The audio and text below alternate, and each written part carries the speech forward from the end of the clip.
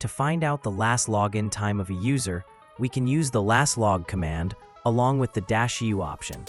For example, in this output, the last time a user named Amir Nami logged in was October 28th. I used the tail command to remove the first line, which contains the column headers, from the output, so I only get the user's data. If I run this command for another user named A user, you'll see that the user has never logged in. Now, I want to write a shell script that takes the username as input and tells me the last login time, or indicates that the user has never logged in. First, I need to check that exactly one input intended as the username has been passed to the script. Therefore, within an if statement, I verify that the number of arguments provided to the script is exactly 1. Otherwise, an error message is displayed and the script terminates with exit code 1, indicating an error. The variable $1 refers to the first argument passed to the script.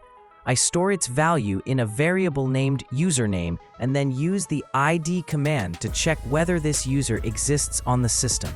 If the user does not exist, an error message is displayed and the script terminates with exit code 1. Now I run the lastlog command along with the -u option followed by the username and then use grep to check whether the output contains the string never logged in. On the next line, I check the exit code of this command.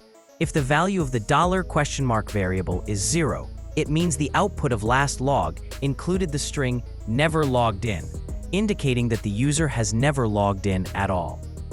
If the exit code is not 0, then it means there is something other than the string never logged in the output, which is the date and time of the user's last login. In the last log output, this date and time can be extracted from columns 4 to 9, which are separated by a single space, using the awk command, and then I convert this information to the standard date format using the date command and print a message as well. Use the change mode command to grant execute permission to the file. I'll test the script once without any input, and once with a non-existent username, which should display an error. Then, I'll test it with the username Amir Nami, and it should show the last login time. Finally, I'll test it with the username A user, which should indicate that the user has never logged in yet. I hope you found this video helpful, and I'd really appreciate it if you subscribe to the channel.